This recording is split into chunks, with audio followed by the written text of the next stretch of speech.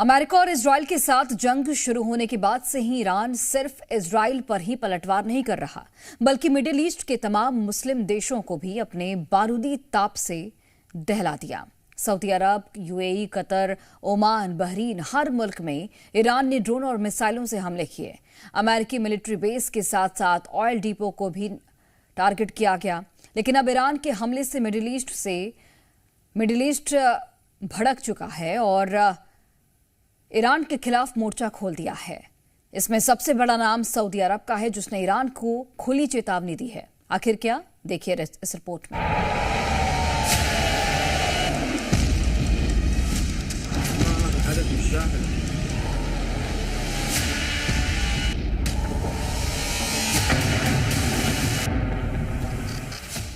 Middle east में जंग Iran versus Israel America के बीच छिड़ी है, लेकिन इस युद्ध की आंच में अरब के तमाम मुस्लिम देश भी दहल रहे हैं, क्योंकि ईरानी सेना इजराइल को तो गोला बारूद और मिसाइलों से दहला ही रही है, बल्कि इसके साथ साथ खाड़ी के 13 से ज्यादा देशों पर भी ताबड़तोड़ हमले कर रही है।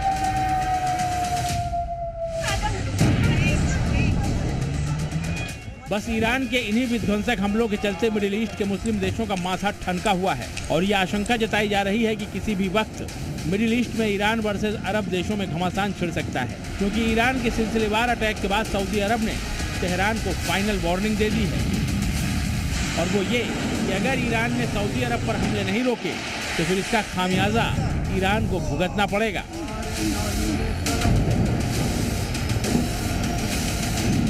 रॉयटर्स की एक रिपोर्ट के मुताबिक सऊदी अरब के विदेश मंत्री फैसल बिन फरहान ने ईरानी विदेश मंत्री अब्बास अरागची से बात की और इस बातचीत को लेकर रिपोर्ट में खुलासा किया गया है कि सऊदी अरब ने ईरान को हमला रोकने के लिए कहा है।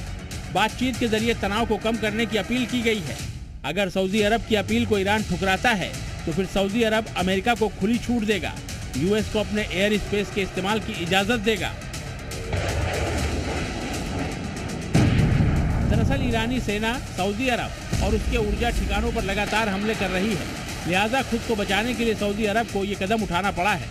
और अगर सऊदी अरब अब खुले तौर पर अमेरिकी सेना को अपने एयर स्पेस के इस्तेमाल की इजाज़त देता है तो फिर ये ईरान के लिए महा खतरे का संकेत है, क्योंकि फिर अमेरिकी सेना सऊदी अरब से ईरान को धुआं कर सकती है।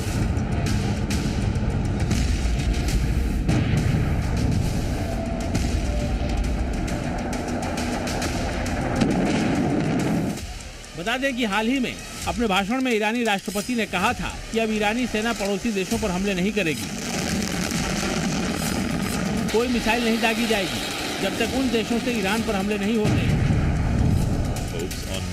पेजेश्कियान ने मुस्लिम देशों से माफी तक मांगी थी, लेकिन ईरानी राष्ट्रपति के इस बयान पर ईरान के लोग भड़क गए। बस फिर क्या, ईरानी प्रेसिडेंट को पीछे हटना पड़ा।